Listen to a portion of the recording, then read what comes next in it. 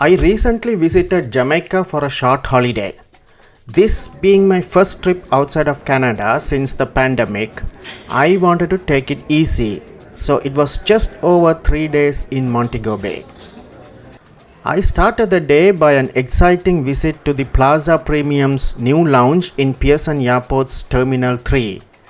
I have already made a video story of it. While in Jamaica, I undertook just 2 trips, one to the famous Luminous Lagoon and then a longer tour to the waterfalls.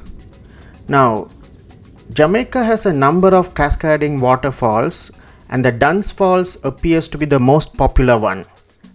But I decided to go to the waterfalls as it seemed to be less crowded, and I was also thinking about doing the zipline tour there. I had also decided that instead of going on a group tour, I will just hire a driver. Of course, it's a costlier version than an organized tour, but I wanted it this way. From Montego Bay, it is about 51 kilometers to the falls, and it took us nearly 2 hours to get there. We drove through the Montego Bay city center and its suburbs. The area has a number of shopping centers, but there were also other boutiques selling everything from fruits to clothing. There were a few eateries as well, and then we reached the countryside. Lush, verdant countryside with papaya, bamboo and other plantations, breadfruit trees and much more.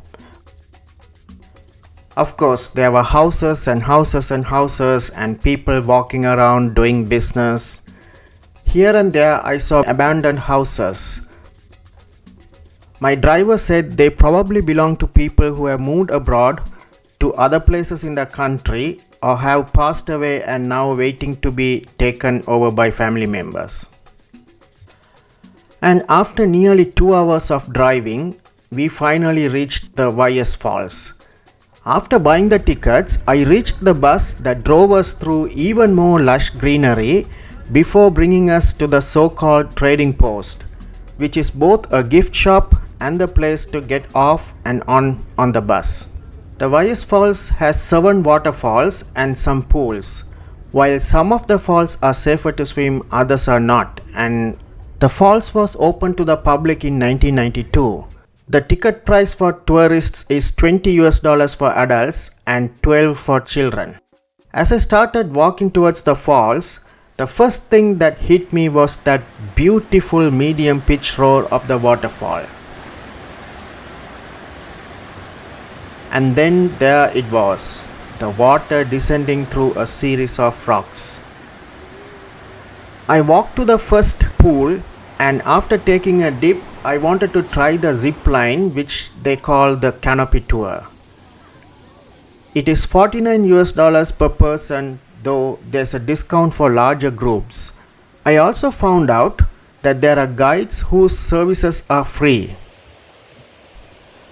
After climbing dozens of wooden steps, I came to the start of the zip tour. Okay. I'm gonna be catching you, alright?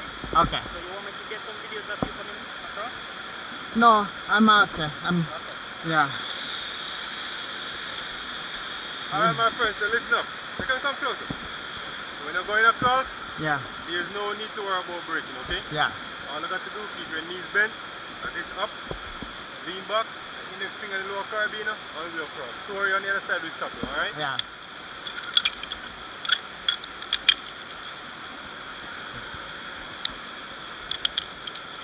Okay, index finger right here. This finger, let go. Right here. Here's where you're going across, okay? Yeah, like this all the time. Whoop! Knees up, lean back.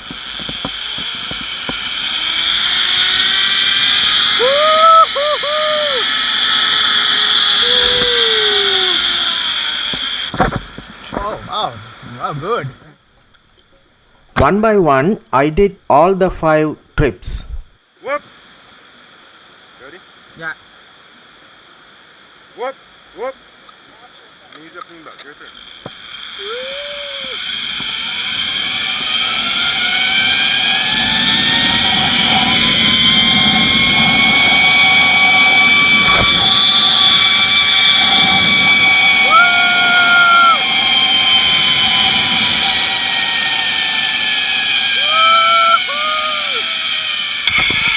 Well, I did tell my guide that I'm not interested in taking video of me whizzing through the line, but now I regret. After the end of the tour, I came down to the fall and the guide wanted me to try the Tarzan Swing. There are two of them here, and the top one is for the deeper area. I'm not a good swimmer, so I decided to choose the lower falls swing. So next round I jump. Now you're gonna let go. Whew.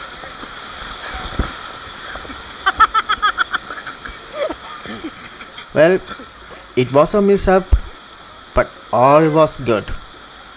And then the fun was over. Some say the zipline isn't worth the $49 per person, but I enjoyed it tremendously. I wanted to stay for an hour, but in the end I had stayed for more than 2 hours. I also decided to tip my guide because he not only helped me to do the zipline so well and then the swing, but he also took some cool photos. Kudos for him. After the tour, our driver took me to fulfill another item in my bucket list, which was to visit a good jerk joint.